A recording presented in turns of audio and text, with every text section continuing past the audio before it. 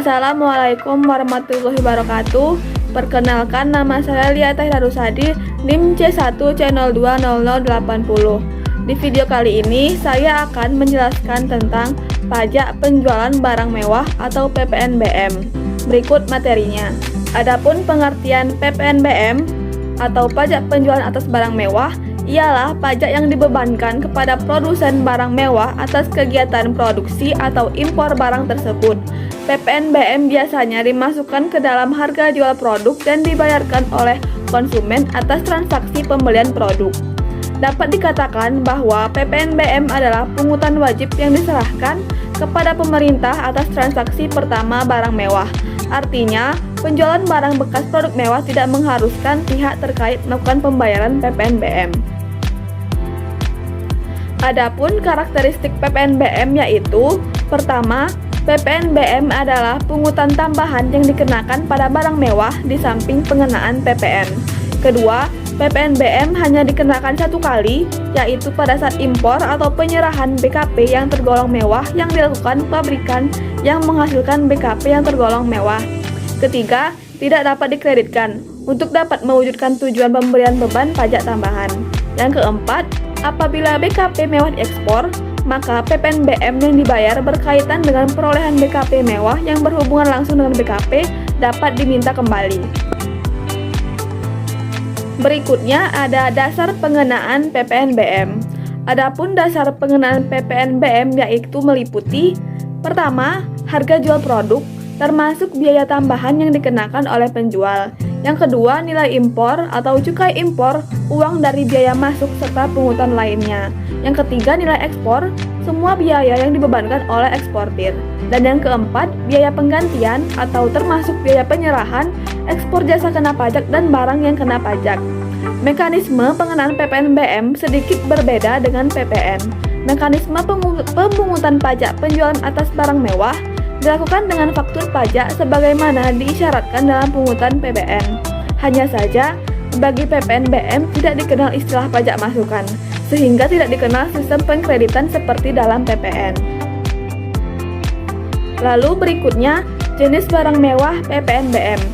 Sesuai Undang-Undang Nomor 42 Tahun 2009 tentang Pajak Pertambahan Nilai atau PPN dan Pajak Penjualan atas Barang Mewah atau PPNBM atau Undang-Undang PPN, barang yang termasuk contoh PPNBM meliputi barang-barang berikut. Yang pertama, barang selain kebutuhan pokok masyarakat. Kedua, barang yang dikonsumsi masyarakat kalangan atas atau berpenghasilan tinggi. Ketiga, barang yang secara eksklusif dikonsumsi masyarakat tertentu. Keempat, barang yang dikonsumsi menunjukkan kelas sosial. Lalu selanjutnya, fungsi PPNBM. Berikut ini fungsi PPNBM sebagai salah satu pungutan resmi negara. Yang pertama, PPNBM adalah penyeimbang pembebanan pajak antara kalangan atas dan masyarakat umum. Kedua, PPNBM sebagai pengendali konsumsi BKP barang mewah. Yang ketiga, PPNBM adalah bentuk perlindungan pemerintah terhadap produsen kecil dan menengah. Yang keempat, PPNBM berkontribusi terhadap penerimaan negara. Berikutnya ada tarif PPNBM. Dalam pasal 8 Undang-Undang Nomor 18 Tahun 2000, rentang tarif PPNBM adalah 10% hingga 75%. Kemudian, pada pasal 8 Undang-Undang Nomor 42 Tahun 2009, tarif PPNBM paling tinggi adalah mencapai 200%.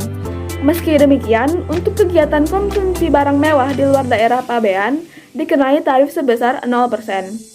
Tarif 0% dikenakan pula pada barang mewah yang diekspor.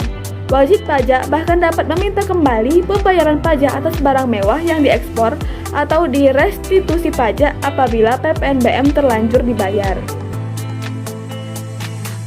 Selanjutnya, perhitungan PPNBM. Berikut adalah contoh cara menghitung PPNBM untuk barang mewah. Pak Gani mengimpor BKP atau barang kena pajak mewah dengan nilai impor senilai 7 juta rupiah. Sedangkan tarif PPNBM yang dikenakan misalnya 15%. Sehingga diketahui apabila dasar pengenaan PPNBM adalah 7 juta rupiah dengan tarif PPN 10%, maka PPNBM-nya adalah.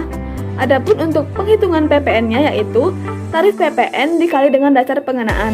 pajak PPN sebesar 10% dikali dengan 7 juta rupiah, maka PPN-nya yaitu Rp700.000. Sedangkan cara menghitung PPNBM adalah tarif PPNBM dikali dengan dasar pengenaan. Maka pajak PPNBM-nya yaitu 15% dikali dengan 7 juta rupiah, maka hasilnya Rp1.050.000. Lalu berikutnya pelaporan dan pengkreditan PPNBM. Untuk membuat laporan PPNBM harus menggunakan formulir SPT masa PPN 1111. Selama masih berada dalam satu periode pajak yang sama, pajak penjualan aset barang mewah tersebut dapat dilaporkan bersama dengan PPN dan PPN impor. Pelaporan pajak barang mewah ini harus segera dilakukan paling lama pada akhir bulan berikutnya setelah tanggal faktur dibuat. Untuk PPN dapat dikreditkan melalui mekanisme pajak masukan dan pajak keluaran, sementara pada PPNBM tidak dapat untuk dikreditkan dengan PPN atau PPNBM lainnya.